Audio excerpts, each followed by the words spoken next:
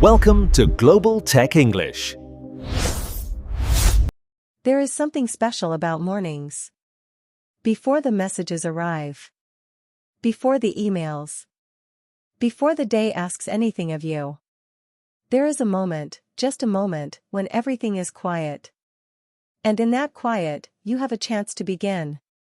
My name is Sarah. And today, we are going to talk about something very simple. Something very familiar. We are going to talk about your day. Your daily routine. The things you do every morning, every afternoon, and every evening. These things are small. But they are important. Because your day is yours. And the way you spend it says a lot about who you are. So let's begin. Most people start their day in a similar way. The alarm goes off. Maybe it's 6 in the morning. Maybe it's 7. Maybe it's a little later, and that's okay too. You open your eyes. The room is quiet, or maybe it isn't. Maybe there are sounds outside. A car. A bird. Someone making coffee in another room. You get up. That first moment of standing, it always feels the same. A little slow. A little heavy. But also, new. Every morning is new. After getting up, most people do a few simple things. They wash their face. They brush their teeth. They look in the mirror for a moment. These small actions, we call them a morning routine. A routine is something you do regularly. Every day. At the same time. In the same way. And morning routines are very personal. Some people like to move slowly in the morning. Others like to feel awake quickly. Sarah, that's me. I like mornings that feel gentle. I don't rush. I make coffee first. That's always first. The sound of coffee being made is one of my favorite sounds. It's warm. It's familiar. It says, the day is starting. While the coffee is ready, I usually check my phone. Not for long. Just a quick look. A few messages. Maybe a notification or two. If you work remotely, if you work from home or from a cafe, or from a different city, then you probably know this feeling. The morning is yours, but work is already waiting. An email arrived at 7 in the morning. A message in the team chat. A reminder about a meeting. These things are there. But they can wait. At least for a few more minutes. There is a phrase in English that I really like. Don't let the day begin before you're ready. That's not an old saying. I think I made it up. But I believe it. Take a moment. Drink your coffee. Be still. The day will come. It always does. After the first coffee, most people eat breakfast. Or at least they try to. Breakfast means different things in different places. In some countries, breakfast is big. Warm bread. Eggs. Cheese. Fruit. In other places, breakfast is small. Just a coffee and something light. And for many people, especially people with busy mornings, breakfast is whatever they can find in 10 minutes. A yogurt. A piece of fruit. A quick bowl of something. There is no right answer. But eating something in the morning, even something small, it helps. It helps you think. It helps you focus. It helps your body say, yes, I'm ready. And then, the day really begins. For a lot of people, the morning also includes some kind of movement. A walk. A short run. A few minutes of stretching. Exercise is a word we use a lot. But movement is simpler. Just moving your body. Just going outside, if you can. Just feeling the air. Even 5 minutes outside in the morning can change the way the whole day feels. I know this sounds simple. Maybe too simple.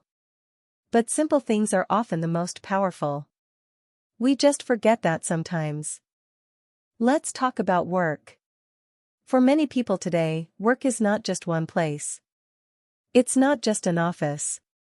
Work happens in many different ways. Some people go to an office. They commute, they travel by car, by bus, by train.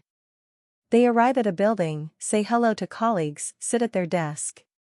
Other people work from home. They open a laptop. They join a video call. They send messages to people they may never meet in person.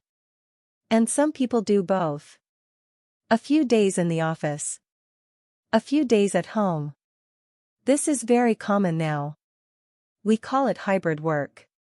Wherever you work, the morning usually begins with a check of messages. Your inbox.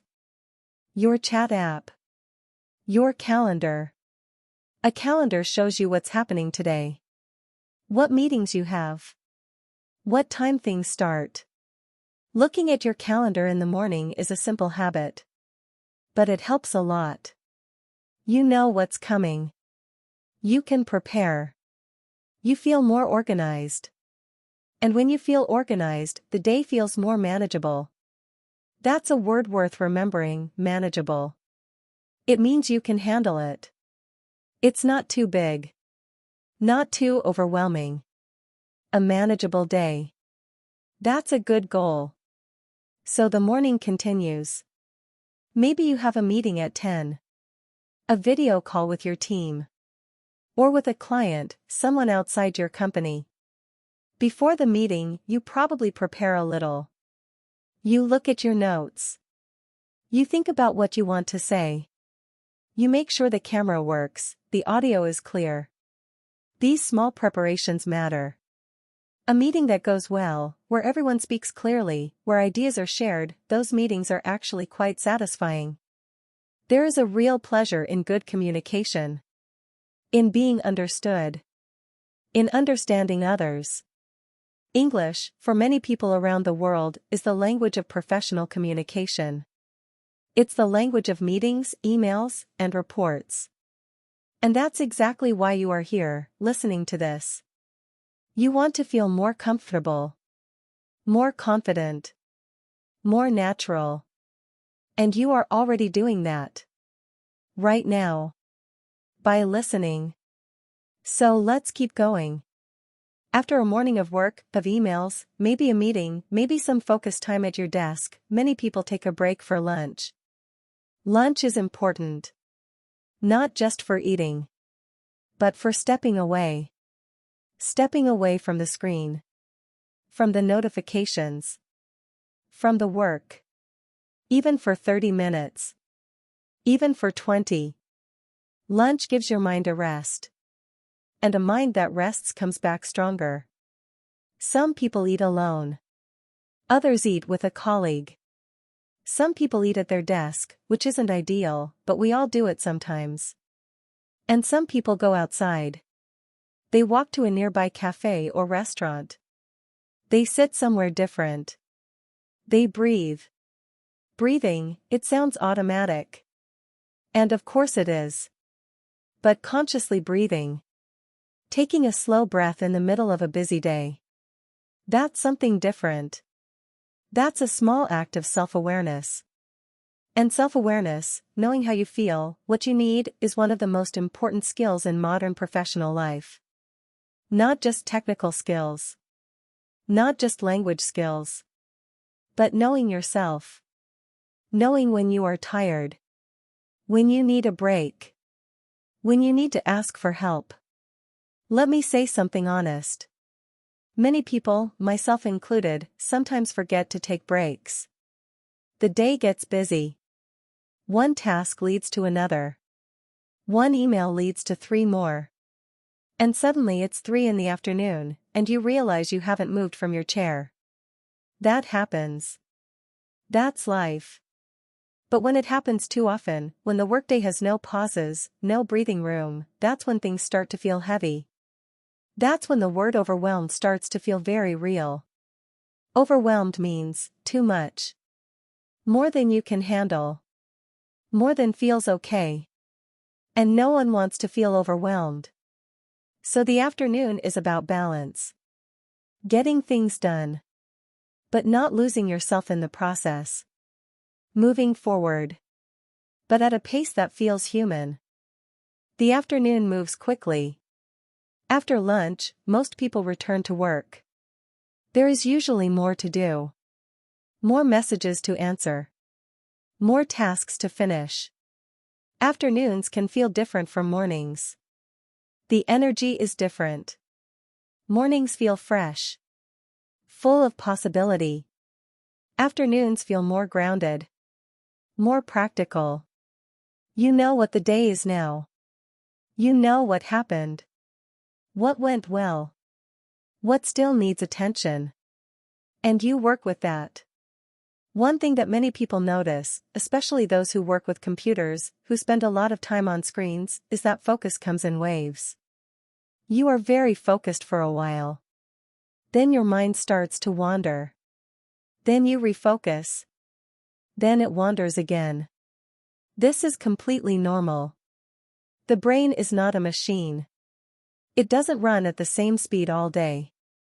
Knowing this, accepting this, makes the afternoon easier. You don't need to be perfect. You just need to keep going, gently.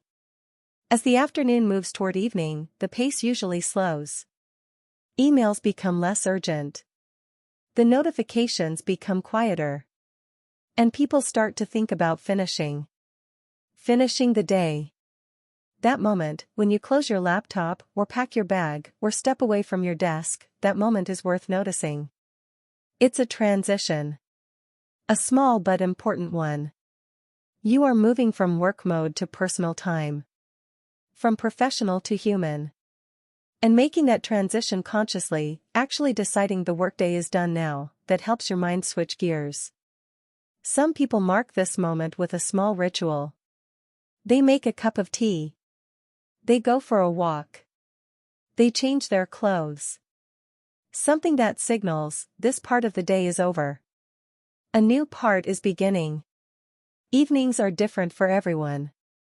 Some people go home to a family. Children. A partner. Noise and warmth and movement. Some people return to a quiet apartment. Just themselves. The sound of the city outside. Some people meet friends. They go to dinner. They sit somewhere and talk. There is no correct evening. There is only your evening. But most evenings share something. A shift in energy. A softening. The world gets a little slower. A little darker. A little warmer. And that is welcome. In English, there are many ways to talk about the end of the day.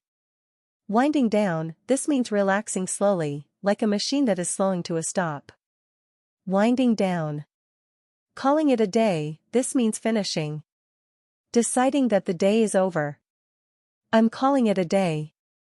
Switching off, this can mean literally turning off your phone or computer. But it also means mentally disconnecting. Letting go of work. Switching off. These phrases are natural. Common. You will hear them in real conversations. And now you will recognize them. That recognition, that small moment of "oh, I know that," it builds confidence. And confidence builds fluency. Not all at once. Slowly. Gently. Day by day. The evening routine is usually simpler than the morning. Dinner. Maybe a conversation. Maybe some time alone. Reading, perhaps. Watching something. Listening to music. And then, the quiet before sleep. That moment is not so different from the morning, actually. Before the alarm goes off. Before the messages. Before the day begins. There is a quiet. A stillness. And in that stillness, there is something worth feeling. Gratitude, maybe. For the day that happened. For the work done. For the people you spoke to. For the English you practiced without even trying. Because that is what you are doing right now, and every time you listen. You are practicing. Naturally. Effortlessly. You are absorbing language the way people absorb warmth on a sunny morning. Without forcing it. Without trying too hard. Just being present. Just listening. And that is enough. Tomorrow, there will be another routine. Another morning. Another day of small moments that add up to something real. And if you keep listening, if you keep showing up for this quiet, comfortable experience, your English will grow. Not because you studied. But because you were here. Because you listened. And that's how it works, when it works best. Slowly. Naturally. The way a day unfolds. One small moment at a time.